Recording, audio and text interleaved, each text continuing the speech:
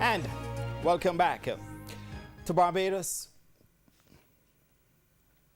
To Barbados we head now, where Jamaica's John Campbell just missed out on a half-century on debut, but it was a late collapse which left England feeling the happier of the two teams at stumps on day one of the opening test against the West Indies in Barbados.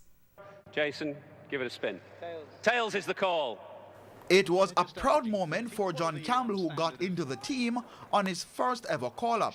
And after stroking 8 fours, the Jamaican became the first man to go leg before wicket for 44 off the bowling of Moeen Ali. He had shared in a 53-run opening stand with Craig Brathwaite. And when Brathwaite fell for 40 and Darren Bravo followed shortly after for just 2, the Caribbean men found themselves at 128 for 3.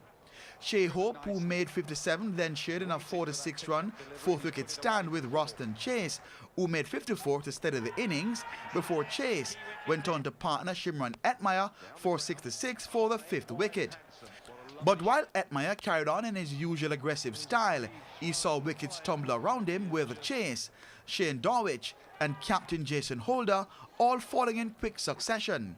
And when Kemar Roach was sent back to the pavilion for a duck late in the day, it left Etmire not out on 56 with a score on 264 for 8. James Anderson has been the pick of the English bowler so far, grabbing 4 for 33, while Ben Stokes has taken 3 for 47. Day 2 bowls off at 9 a.m. tomorrow, Jamaica time. Keon Rayner reporting for TVJ Sports.